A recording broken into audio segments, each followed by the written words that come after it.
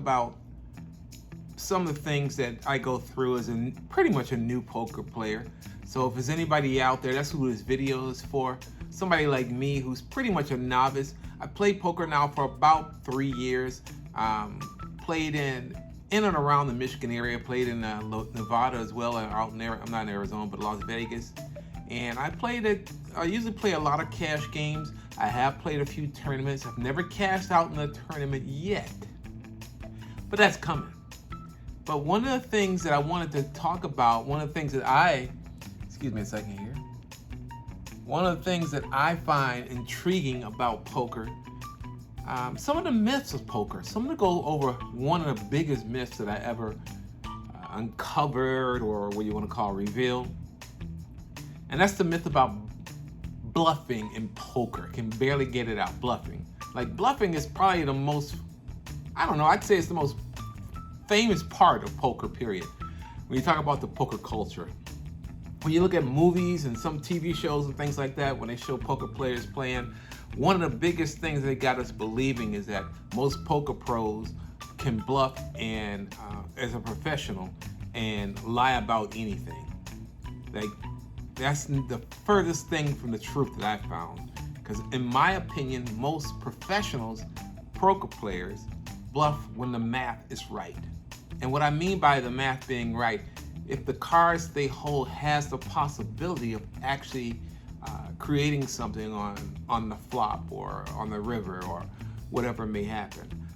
Let's go over a few of the myths. Like, the first myth is one I just kind of discussed, is that poker players can bluff on any card they want. That's not necessarily true, and you won't find that to happen in most cash games and things like that at all. Let's say, for example, a poker player has a 7-2 offsuit, which is one of the, if you agree with me, one of the worst hands in poker you can have. With a 7-2 offsuit, there's not much you can do with that mathematically, but you can watch television shows and things like that, and they'll make you believe that having a 7-2 offsuit and having the right look and having the right read on a person will tell them or you that, hey, you got a strong hand and you're gonna play it. Yeah, there are people that have tails, and I've seen them. There are people that are aware they have tails, but that doesn't always work. And we've all seen the poker players with the dark sunglasses or the cap or even the hoodie pulled over their head. Like, that makes a difference. It really doesn't make a difference. One thing my dad has always taught me about cards, when he taught me and my brothers how to play cards, any game. There's only 52 cards on a deck for most games. And with 52 cards on a deck, if I got 2 aces, there's only 2 other aces in the whole deck. So you have to think about the math with that as you go through and do it. So the reality is that the only time a poker player may bluff is when they got the right 2 cards where they've got outs to where it could build something for them. But other than that, 9 times out of 10, they're gonna come out of it and not even play it. The second myth about poker, and I just kind of mentioned in the first one, is that you gotta have a great poker face. And that's one of the things that people sometimes mention. Oh, don't play poker, you don't have the poker face for it. Yeah, you can sit there with the most stern look and look people dead in the eye or not look them in the eye. But in most cases, that doesn't mean anything. There are situations where you can ask, say, a novice player and they might respond. I'm even aware of that. So sometimes, as a novice player, I will respond whether I got a good hand or a bad hand. The key for me is to keep it consistent. But when you watch television and things like that, one of the things you'll see is that everybody has this look like they just got it. That's the bluff. That's the bluff. Oh, his face. You can't tell what he has. It's so stoic. It's an act. It's all an act. So the thing about it is, you have to pay attention to how a person is betting as opposed to what their face looks like. Pay attention to how they're betting and understand the cards that you have and the possibility of the cards that they might have, understanding your outs, things like that. Like I said, it's a math thing. The other thing is, this is myth number 3, they make you think that poker is mostly bluffing. So you'll see on the World Series of Poker on television and other events that they have, that usually you'll see poker players sitting around and they're bluffing in most cases, but you don't see every hand because they actually edit that, they cut it out, they don't show fully everything that's going on in the realm of play.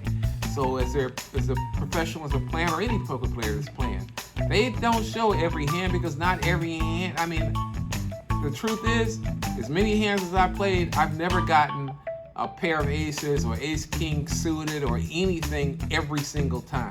Usually I got some crappy hand like a 2-7 offsuit or something like that, or I might have even what people might think might be a good hand, a king 2 suited, but the 2 is so low, so you have to be cautious with what you do.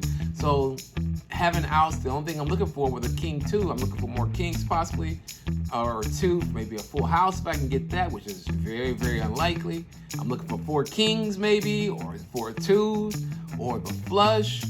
Can't make a straight out of that. So the possibilities of you have some outs, but not many outs in that situation. So the frequency of your bluffing heavily depends on math and pretty much game theory. So there are times where I've had where outplay a hand, and I might understand that, like, okay, I'm gonna be playing this person again, so maybe I'll let them win this time a smaller pot and play a certain way so that when I get a bigger pot, I can play differently. An example would be that of an aggressive player.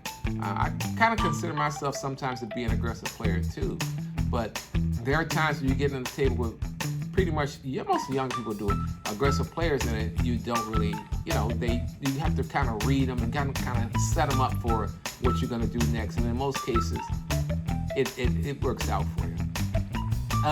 The thing is about bluffing, in my opinion, in this chat, bluffing is one of the key tools that you'll use in poker, but you're not always going to bluff. You don't always do it. None of us do. No poker player always bluffs, because if they did, they'd be a broke poker player. You bluff when it's convenient. You bluff when you can sell the story of the cards that you have. You bluff when you have outs. You don't bluff because you got a great poker face. This is Al from Chat Over Poker, and I hope you be able to use some of this information in some of the games that you play. It'll be a little harder to use it online, but if you're playing live games, you'll find that it'll be helpful in most cases. If you like it, subscribe, please share. I'm trying to grow this site, trying to build. As I learn the game of poker, I want you to learn it too. I know some of you out there want to try it, and some of you have dreams of being in a tournament. I do. So hopefully we'll both meet there one day. This is Al with Chat Over Poker. What up, though? We out. Thank you.